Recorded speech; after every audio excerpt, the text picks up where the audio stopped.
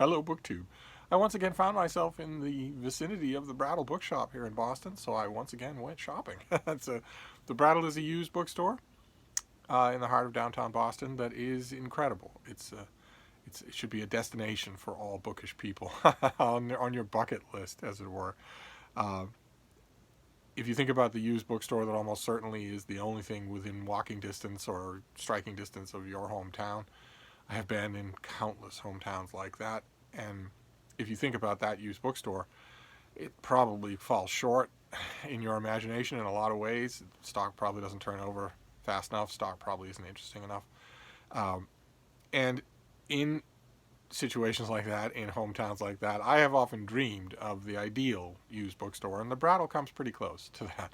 It's 3 floors of used books in a great old brick building, and then a sale lot next door that is thousands more books for $1, $3, or $5. And they are usually in very good condition, although that varies. I didn't want to oversell it the last time I mentioned that. I thought maybe you did. Maybe you oversold it. Because the books in the sale lot, keep in mind, are exposed to the elements. And they're also exposed to more and more, a lot more casual pawing and putting back and taking off by just random passerbys than anything in the store. So, as you've seen on this channel over the years, some books that you pull off the sale lot at the Brattle can be in pretty rough shape. Some of them I save if I can, especially if I want them, and that happened today. I want to show you an example of that. So I want to show you the stuff that I got today, because this is yet another trip to the Brattle. I don't usually go this often anymore. I used to go every day, but not anymore. So the first two things I got are mass market paperbacks. I always have a saying: the Brattle will provide, and what that saying means is that if you develop a yearning for something, or realize that you don't have something, as long as you don't go to the Brattle shopping for it, if you go to the Brattle, especially the Brattle carts outside, which are not organized in any way, if you go to the Brattle carts outside shopping for something, looking for one particular thing, not only will you not find that thing, but you won't find anything else either. You have to go with the karma of the carts.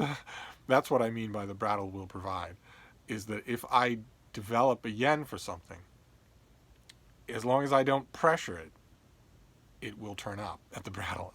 It's astonishing the number of times that's happened. Now, just the other day, I went to the Brattle. Of course, it's not random chance, right? It's not the acts of the gods. It's the people who sell 5 examples of X to the Brattle often sell 10 examples of X to the Brattle. So if you see a little trace of X at the Brattle, you're probably going to see more. That's what happened here. The other day I showed you 2 old Star Trek novels that I got, and I've had a blast rereading them. They aren't Ursula Le Guin by any means, but I had a blast reading them. In a way, you get to revisit the old world of the show, the old characters, a show and a reality, I might add, that's gone completely. It's now no longer. It might be canon in an alternate timeline, but the Star Trek TV series, all future Star Trek movies, do not take place in the reality of the old TV show, or any of the old TV shows. So, unless a new incarnation of the show, either on the small screen or the large screen, explicitly says that it's taking place in that time stream, in that old time continuity, then we live in the J.J. Abrams verse, the Kelvin reality of Star Trek. So revisiting it in these old books is twice as good. And I found a couple of Star Trek novels. They are timescape novels. They're from very early in the run of official Star Trek novels. Once Star Trek and the motion picture took off and made money, once Paramount realized that it had a viable commercial property in Star Trek instead of some weird fan obsession, then they started coming out with novels regularly. And a lot of them the early ones were in the Timescape imprint, and a lot of them were numbered. And the 2 that I found today are very early. In fact, they're so early in the numbering of these old Timescape novels that they don't even have numbers on them yet. Later on, they did. They started having. We started having numbers up in the corner. I read both of these as soon as they came out. I gobbled them up. I remember the exact moment and the exact place where I got them. I remember with one of them, I remember telling my dogs, okay, we're going to go out rambling for a while, but then you all have to settle down because I'm going to read Star Trek. We talk to our dogs. They don't actually understand English. But the reason that I got these two, I would have got them anyway, because I kind of sort of want to read all of these old Star Trek novels again. But the reason I got these two is because they're in perfect condition. Absolutely perfect condition. Talk about the varieties of condition that you get from a used bookstore. These things look like they came right off the rack, even though they came out in the 1980s, when everything in the world made sense. The first one is Blackfyre by Sonny Cooper.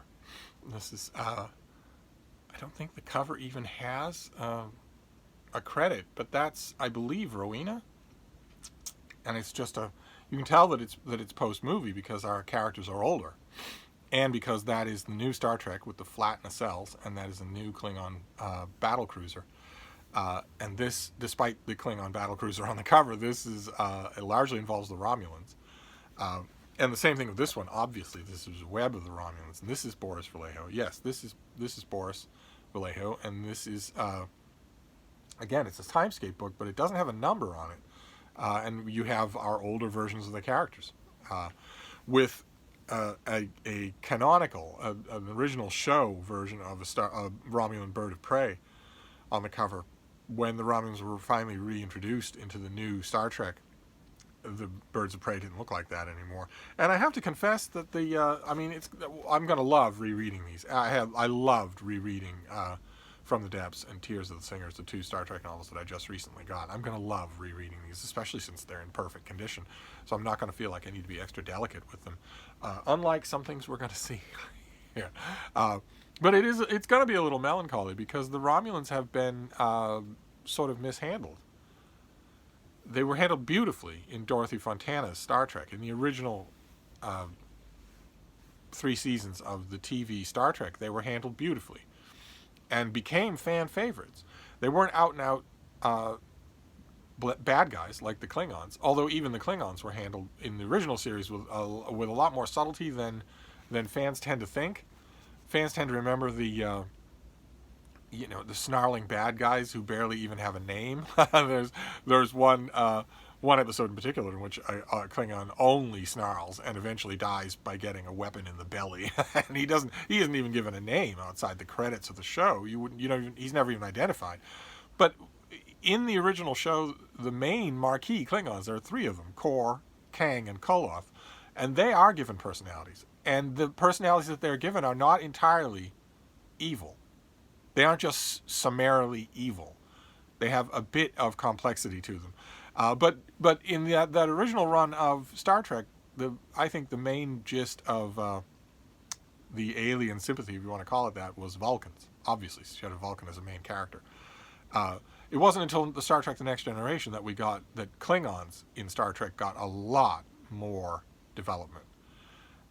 Gloriously, I think. One of the only glories of Star Trek: The Next Generation is how well it developed the Klingons without ever subverting them. The Klingons that we get in Star Trek: The Next Generation were an elaboration of the ones we get in the original Star Trek series, but don't negate them. You could still have the Klingons as bad guys in that original series, and believably so. The only thing that was negated, of course, was the makeup. It's just a bit hard for fans to figure out, and eventually was retconned with I'm talking about the Klingons in the original TV series were swarthy. They had bifurcated eyebrows, but they were basically human. They looked basically kind of Huns. They looked like Attila the Hun, only with brownish skin. And then Star Trek: The Motion Picture came along, and suddenly the Klingons had prosthesis. Suddenly there was a special effects budget, so that the Klingons suddenly had gnarly fanged teeth and cranial ridges all over their heads.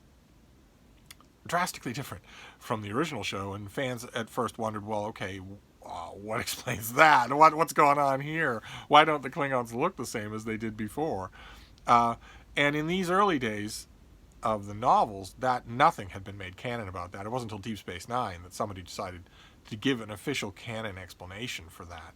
And it was long and convoluted. It wasn't anywhere near as good as the fan reaction to those new Klingons in Star Trek: The Motion Picture was immediate and made perfect sense. It was that the Klingon Empire is an empire, includes many worlds. So, of course, Klingons are going to look different. Some of them are going to look different. That didn't fly. Instead, Star Trek needed a retcon of massive complexity, and even the retcon was was torpedoed, seemingly, by the by the fact that in Star Trek Deep Space Nine, we get Kor, Kang, and Koloth, and they have cranial ridges where they didn't before. So anyway, the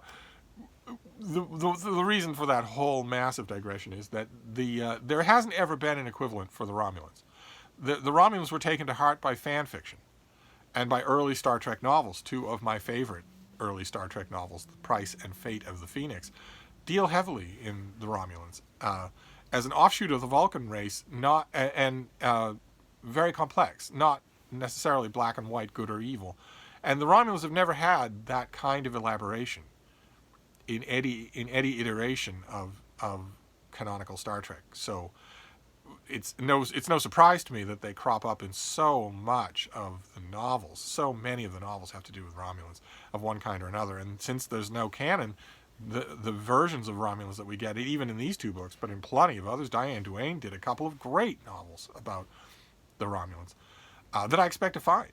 I expect they'll crop up. But the thing is, since there was no canon on the screen, the Romulans that you get, even in these two books and in plenty of others, are completely different from each other. And that's fascinating. To me, that's fascinating in its own way. So I can't wait to get to these. I will probably start snacking on them right away because I've got a taste for these Star Trek novels. I'll be on the lookout for them wherever I happen to go. But then the next two volumes I want to show you are a 2-volume biography, and they are in rough shape. And I'm going to do what I can for them.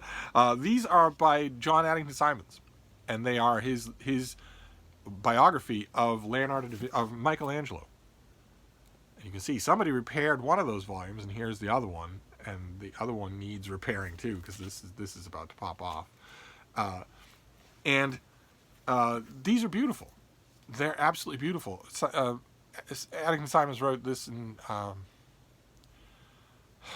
Sorry, a little under the weather. I want to say 1892, 1893, something like that. He wrote it at the height of his powers, at the height of the Victorian era, and it's fantastic. It really is. It's a fantastic life of Michelangelo. I have a couple of them, but I every time I read a couple of them, every time I read a new one, I think about this book. I read this, but I didn't read it in a volume like this. These volumes, the reason why I took them, even though they're going to need work just to make them shipshape, the reason why I grabbed them is because of the production value. The production value in here is unbelievable. The pages are bigger and brighter. The type font, there are illustrations everywhere. And there's also, let me see if I can show you here. There's also this blueprints that extend outward and that show you. Those are all the detail in these two volumes is incredible. The production detail is incredible. So although the volumes are in rough shape, you know, if somebody reprints the Addington Simons life of Michelangelo, they're not going to reprint it with that kind of bells and whistles. You get the text. The text is beautiful too. But you'll get the text and precious little else. Whereas with this, I get a beautiful production design as well, and that's great. So that's well worth the effort to shore these things up, especially since the Addington Simons biography of Michelangelo is not going anywhere. It's going to be in my collection until my collection is, to speak euphemistically, dispersed. So there's no, I don't, as you might have picked up from watching this channel, I don't so much care what my books look like, provided I love them, provided they have content that I really love. I don't so much care. So I'm going to reinforce these and make sure that they can stand being pulled off the shelf and opened and having chunks of them read. That's what I'll shoot for. If I can get that, I'll be happy with it. If I can reinforce them to such a point that they can actually be read from front to back without picking and choosing, so much the better. But that is the project for today. I'm going to sit at my desk in a bit. When I'm feeling a little bit more energetic, I'm going to sit at my desk and see what I can do for these things. See if I can just make them ship-shape and then put them on the shelf. And then the next book that I got is also a biography, and it's a biography I love, absolutely love. It's brilliant, and yet I didn't have a copy. I had one forever and ever, and then I got another one and had it forever and ever. But I just recently redid my biography shelves. I didn't do it. I sat while I had a bunch of young weightlifters do it. They moved the bookcases around. They took all the books off, moved the bookcases around, dusted and cleaned everything, and then put all the books back on. And then I had them. It was kind of fun. We went through the whole biography section, and I recently went through them and realized so many great biographies that I don't have.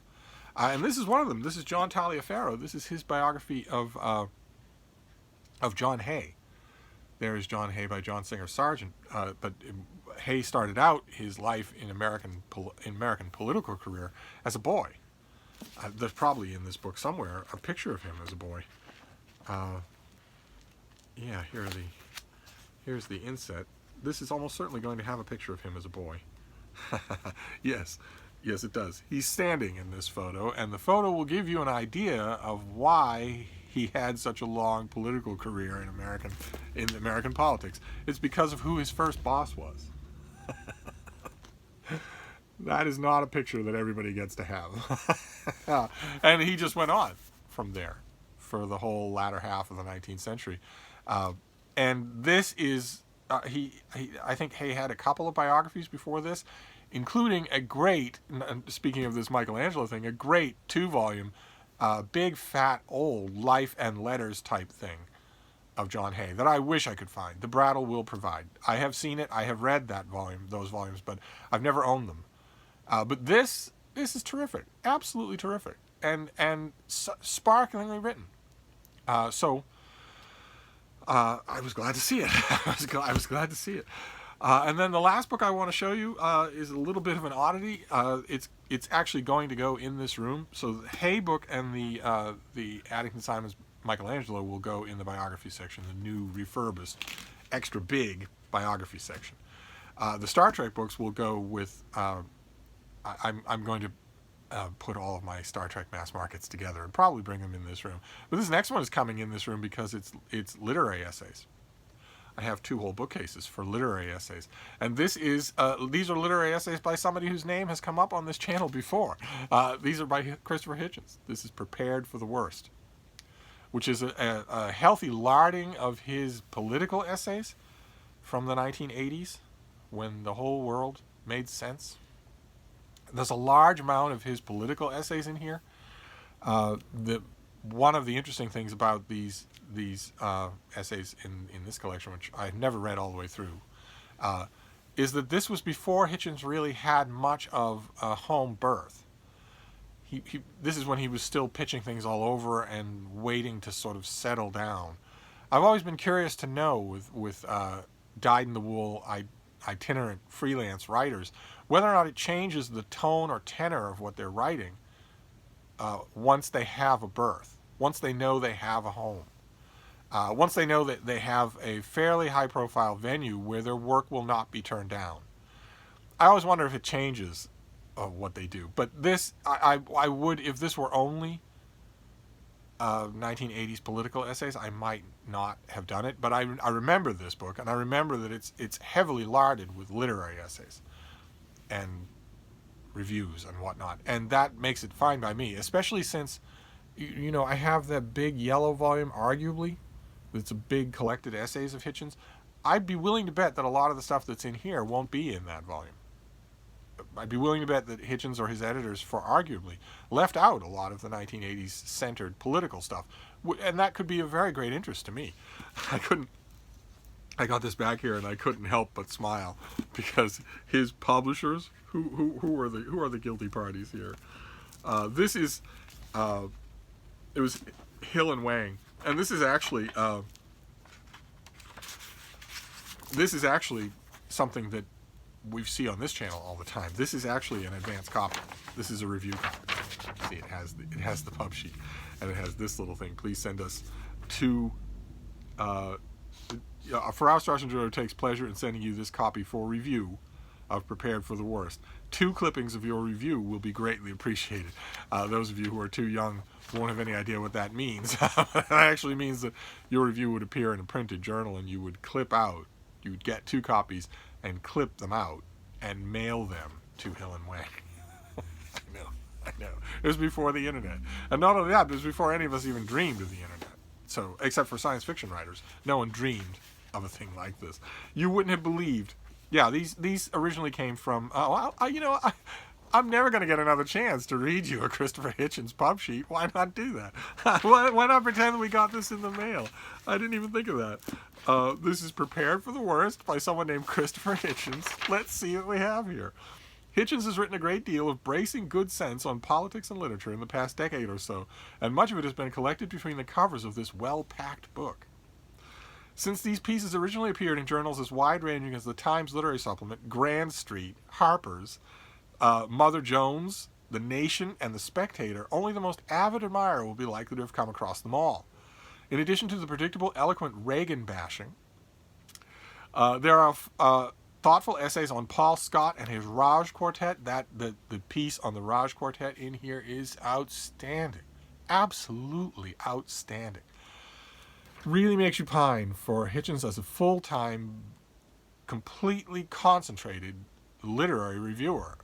And it also is the Raj Quartet review. That it's just a bravura piece of writing. And it's the thing that's referenced in Salman Rushdie as a blurb on the hardcover.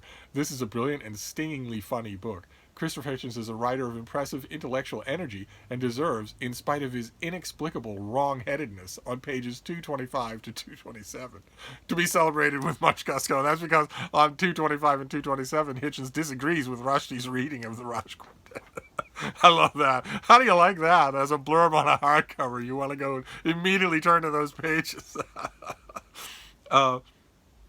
Let's see here. The Contradictions of George Orwell, The Brideshead Phenomenon. Hitchens reviews Brideshead Revisited and the TV series, the Granada TV series, and then takes swipes at Waugh along the way. He writes about George Orwell and Thomas Paine, and the essays in here are the seedbed for the books, the little booklets they eventually wrote. Let's see here. Connor Cruz O'Brien, even something as up-to-date as a perceptive review of the Bonfire of the Vanities. Hitchens writes clearly from a well-stocked mind and is free of the cant that affects many political journalists. Why the kinds of views that he and his very kindred spirit Alexander Cockburn express so well never receive an airing on TV where they would reach a much wider audience remains a source of shame to a supposedly free medium. Wouldn't see that in a pub sheet today. No way. You would be bashing TV at the expense of books. How many pub sheets do I get that start off with "Dear Reviewer, Editor, Producer"? You don't bite the hand that might feed you. In any case, the book and magazine readers can feel fortunate that publishers suffer no such self-imposed restraints. And the one detail that's not in here, you get the blurbs on the back cover. You get a description of the book on the dust jacket, but the one thing that the young author's ego, could not possibly abide being absent from the book is a pinup. So this comes with the book, just in case you want to know who the author is and what he looks like. There he is with tousled hair, looking like a young David Murphy. So there you go. This is going to be, I just got such a kick out of that. This is going to be great fun to read through. And I didn't even realize that I had a pub sheet. So there, we finally hauled Christopher Hitchens on this channel. So there you go. I'm going to be kind of delicate because these Michelangelo volumes need some loving care and attention, but they are in a way the find of the day. If I can make them into shipshape to read, I'm gonna be very happy. Especially since, like I said, a paperback reprint of the Simons biography of Michelangelo would not have any of the design stuff in here. Fold out fine scale models and blueprints? No way. Full scale, fine grain reproductions of all the artwork. So we've got 2 volumes on Michelangelo, 1 volume on John Hay, Prepared for the Worst by a very young and tousled Christopher Hitchens, and 2 Star Trek novels, Blackfyre by Sonny Cooper and Web of the Romulans by M.S. Murdoch. Both of which, I believe, Blackfyre and Web of the Romulans are one-offs. I don't think either author ever wrote another Star Trek novel. Not that it matters, but I don't think they did. So that was my Brattle trip, my latest Brattle trip. And I admit, partly it was facilitated by you, because one of you called in a generous credit to the Brattle Bookshop. I will go anyway to the Brattle, but if I know that I've got credit waiting for me, I will go all the more readily. So feel free, if you have an extra $2, feel free to call the Brattle and call it in for me. But at least you know you'll get videos out of it, and crush your TBRs. but I mean, in a way, it feels extra friendly, because if you don't have this kind of used bookstore in your town, at the very least, let me shop vicariously for you. So there you go. That was my Brattle trip, and I'm going to wrap this up, but I'll be back. Thank you, BookTube.